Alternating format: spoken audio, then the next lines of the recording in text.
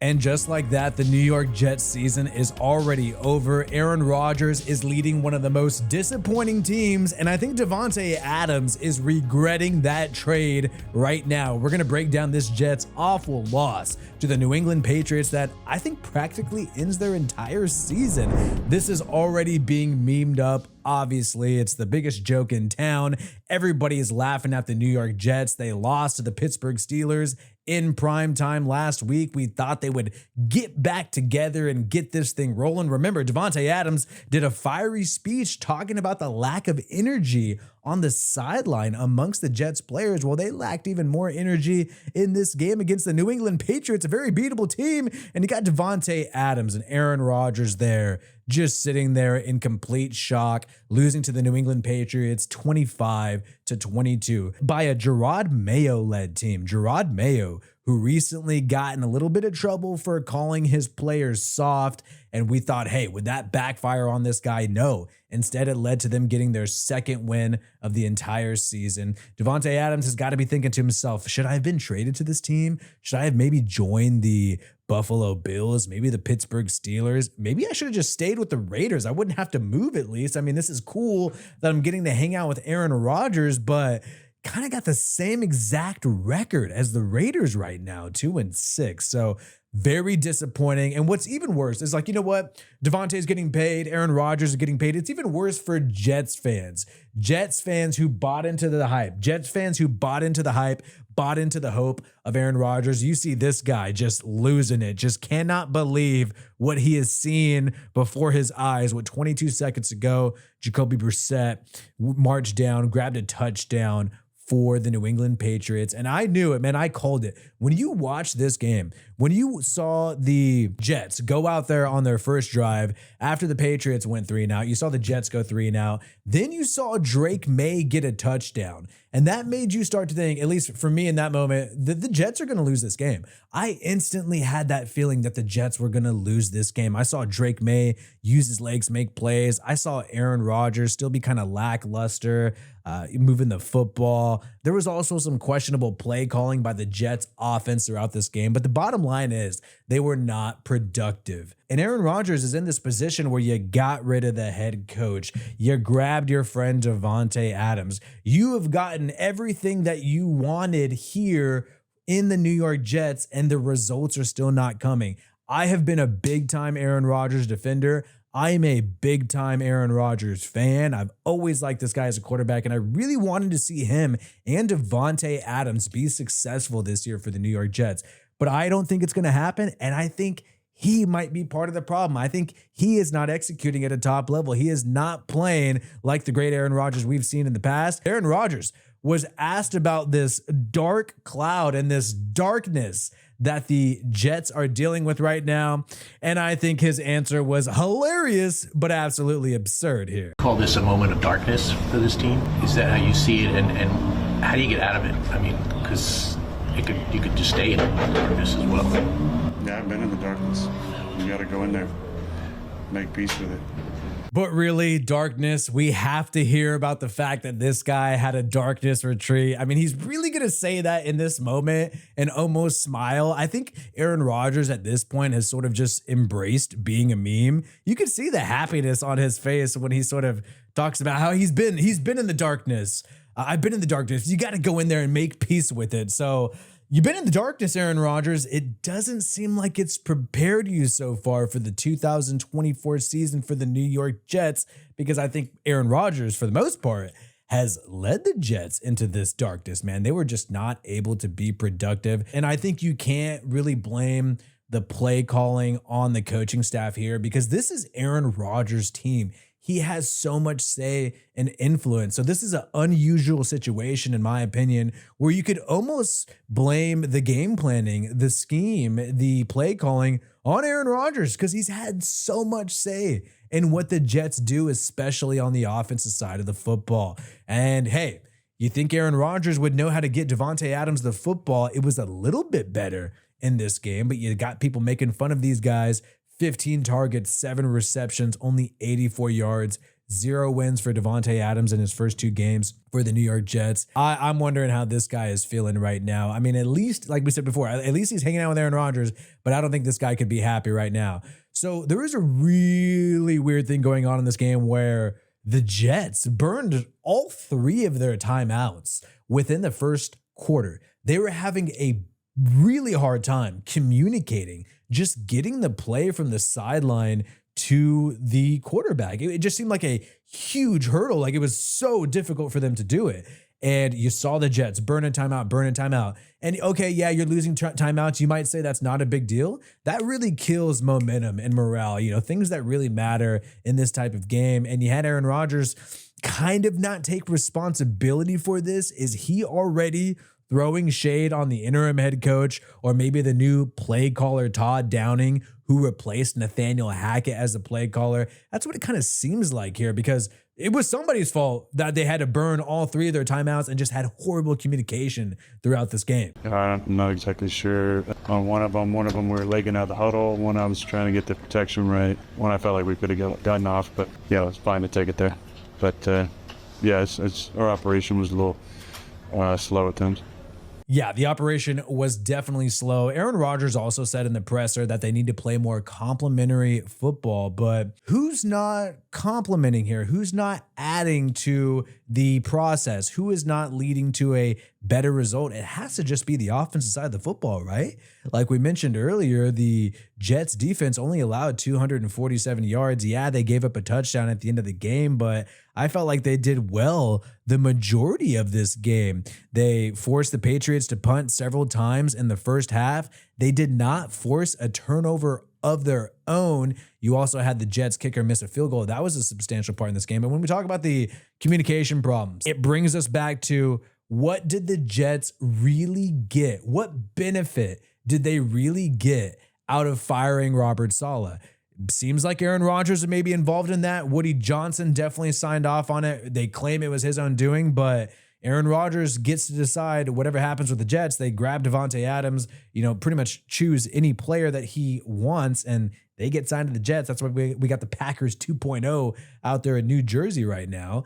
And what did they really get out of getting rid of Robert Saleh? Now you have communication issues with your head coach, with the sideline to the quarterback. You also have a defense that seems like they're playing worse. They're not forcing turnovers like they usually do. Still able to get stops, really athletic players, great players like Quentin Williams, Sauce Gardner. And it always goes back to the fact that Sauce Gardner, after Robert Saleh was fired, if you don't remember, pretty much made an emotional statement saying that we're playing for Robert Saleh. So it's not like everybody was cool with this dude being fired, unless they're just lying to the media. They're just saying that. But it definitely doesn't seem like it was a consensus that everybody on the team, especially defensive guys who probably worked closer with Saleh, they don't seem too happy about that. So what did that really do? And here's the biggest thing for me. If you watch this game, I watched this entire game, is if you watch the officiating throughout this game, I thought the Jets were going to win it just because of the officiating, because every time I looked up and there was yellow, it seemed like it was a call benefiting the Jets. It was a call against the Patriots benefiting the Jets. This happened several times throughout this game where it had me thinking like, whoa, maybe the refs just want the Jets to win. Maybe the NFL would be more into that because you get higher ratings if they're playing meaningful games. We'll get into the fact that they don't seem like they're going to be playing any meaningful games anytime soon. But I had that feeling, and even with Davante Adams early in this game, you saw him get a PI call here against the Patriots defender. I thought it was just an overthrown pass, honestly. When I saw it live, Christian Gonzalez had that PI call called on him. And another thing that happened that I thought was very substantial this game, which is like, I think the Jets could have not only been beaten worse because of officiating, but because Drake May left the game. And when you saw Drake May in that first quarter, the dude's ability to use his legs seemed like it was going to be a huge difference maker in this game. The guy had tons of key scrambles that set the Patriots up nicely. And then you saw Drake May sort of stumble, and he had a defender kind of fall on him here, and he ended up being evaluated for a concussion. He seemed fine after that play, but he essentially had to leave the game right after that. Drake May had 3 rushes for 46 yards and 1 touchdown. And imagine if he was in the game towards the end. I think this would have been a bigger L for the New York Jets. And now all these freezing cold takes are coming out. I mean, look, a lot of us thought that there's no way that Aaron Rodgers is going to have 2 dud years for the Jets. First year was not his fault. Achilles injury, felt bad for the guy, felt bad for Jets fans because their season was pretty much injured on something that you really can't control. But then this year, you thought they'd pick it up. And then you add Davante Adams when you're 2-4. Keep that in mind. They lost to the Bills, then traded for Davante Adams. And it was like, okay, now the Jets are going to come together. They are 0-3 right now without Robert Saleh. Since they got rid of Robert Saleh, lost to the Bills, lost to the Steelers, and now you lost to the New England Patriots, a team that you beat earlier in the year with Robert Saleh. Old takes exposed. Aaron Rodgers is my pick for 2024 MVP. What he's about to do for Jets fans this season is something even he couldn't grasp or foresee. I just want a Super Bowl, please. Aaron, are you having sauce with this game? That's so nice. I actually wanted to see Aaron Rodgers be successful. I wanted to see him prove a lot of the haters wrong because a lot of people, I feel like, direct hate towards Aaron Rodgers. That's not even about him as a football player. It's about some of his political beliefs, social beliefs, all of that stuff. And I think that's unfair to use that against somebody. I think you should evaluate them just as a football player. So I wanted to see him prove everybody wrong because this is a guy who was a 2-time MVP recently, 2020, 2021. And it's just not happening even with Davante Adams being added to the team. By the way, this is the worst start for Aaron Rodgers in his career. They said this during the broadcast that it was the worst record start for Aaron Rodgers in his entire career.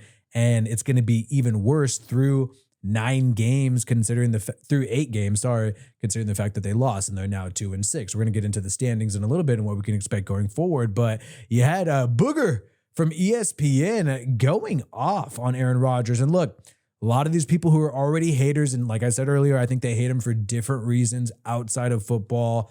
I think they hate him for his social and political views. So they're much more critical and tougher on him when he does fail in football. Now all these people are going to be laughing and pointing the finger at Aaron Rodgers. This is the nature of the game. This is how it's going to go.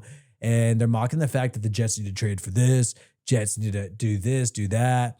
Maybe the Jets are just a bad team with an old quarterback who, the organization shouldn't have given him all of that power. And that is true. I mean, he does show his age at times. He doesn't seem like he's firing it down the football field. I think when you watch this game, you don't really see any deep attacks from Aaron Rodgers. You saw it a couple times for intermediate gains of roughly 20 yards with Garrett Wilson, but you never really see Aaron Rodgers completely unload it. And when you think about this, dude, like how many top QBs in the NFL, regardless of how long somebody's been there? Look, we all heard that Davante Adams knows the playbook. He's been there, with Aaron Rodgers. He knows 95% of it. That's what they said before the Steelers game on Sunday Night Football. But how many quarterbacks would ball out with Garrett Wilson and Davante Adams at wide receiver? I heard, some fans and people trying to give Rodgers an excuse because Allen Lazard was not available in this game.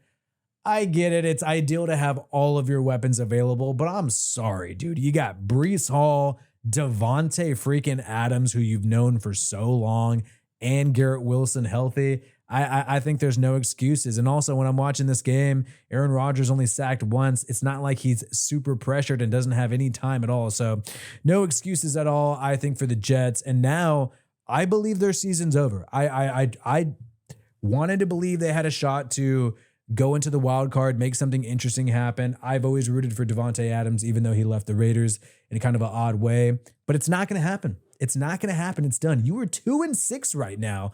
They have dropped 5 L's in a row. Fired your head coach before the Buffalo game, after 2 L's, and it didn't help you out at all. Now you're going to go play the Houston Texans, who are one of the best teams in the NFL. Then you're going to play the Arizona Cardinals, who I think are one of the more sleeper teams in the NFL. Just shocked everybody, beating the Miami Dolphins. And then the Indianapolis Colts, who are always tough. And here's my biggest issue with these next 3 weeks is why is this team still on primetime?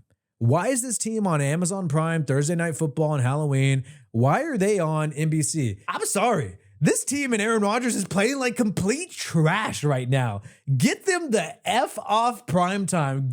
I don't want to see these fools on primetime. When you're playing like this trash, get somebody else on primetime. They don't deserve to be on primetime anymore, and they've been on primetime enough already this season, and they no longer deserve it. They no longer deserve that honor and have the respect, I think, of a lot of fans around the NFL. So the Jets, I think, are going to continue to explode, go downhill. Jeez, they also play the Bills and Miami twice. Wow, this team might have a worse record than the Raiders. I think the Jets might be getting a top draft pick. Damn. We'll see what happens, man. Let me know your thoughts in the comments below. My name is Wi-Fi Willie. Subscribe. Peace out. Hope you have a good one.